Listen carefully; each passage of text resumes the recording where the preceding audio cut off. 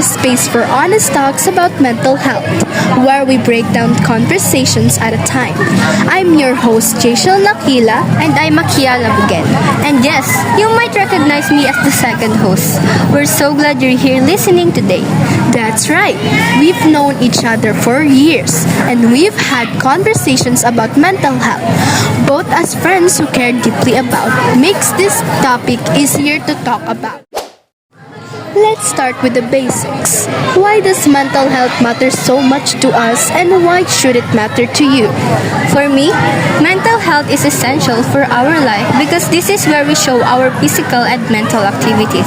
We wouldn't ignore a fever or a heartbreak, wouldn't we? But for so long, we've been taught to push aside feelings of stress, sadness, or worry like they're not real problems. Absolutely. And here in the Philippines, that situation runs deep.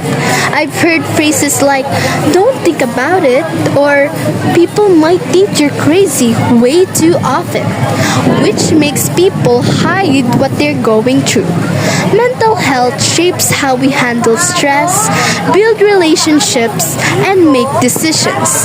It's a huge part of what makes us human. Hello, Mrs. Rachel Nakila. Allow me to ask you a question. What is mental health exactly? A lot of people think it's just about not having a mental illness, but that's not the whole picture. What is mental health? Mental health refers to a person's emotional, psychological, and social well-being. It affects how people think, feel, and act, and also determines how they handle stress, relate to others, and make wise choices or decisions. Mahalaga ang mental health sapagkat ito ang magiging pundasyon ng ating pagkatao. Paano tayo mag-isip, mag-respond sa mga bagay-bagay, o mga gawain sa araw-araw. Kapag maayos ang mental health natin, maayos at tama tayo makapag-isip, makagawa ng tamang desisyon, at makakakilos ng epektibo sa ating trabaho, pag-aaral, o sa lahat ng mga gawain at pagkakataon. Kapag maayos ang mental health, makaka-establish tayo ng magandang relasyon sa ating pamilya, sa ating mga katrabaho, sa mga kaibigan, o sa madaling salita sa ating kapwa. At kapag maayos ang mental health, makakaramdam tayo ng kasayahan, kapanatagan, kasiyahan, at mararamdaman natin ang kaluhulugan at kahalagahan natin bilang isang tao. Thank you very much, Mrs. Rachel. When difficult feelings starts getting in the way of daily life, that's when it might be time to seek support.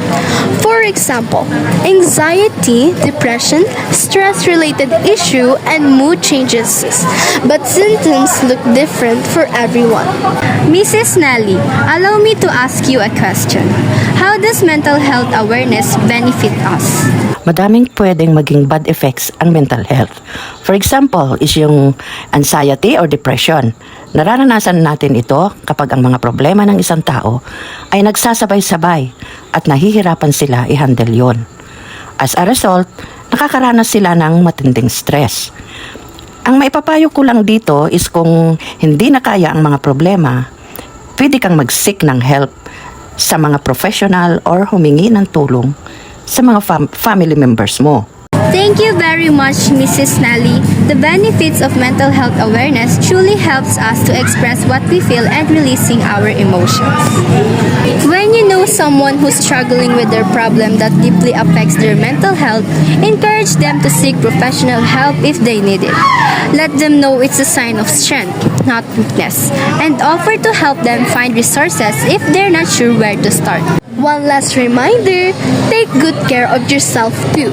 Supporting someone else can be emotionally tiring, so make sure you're prioritizing your own mental health.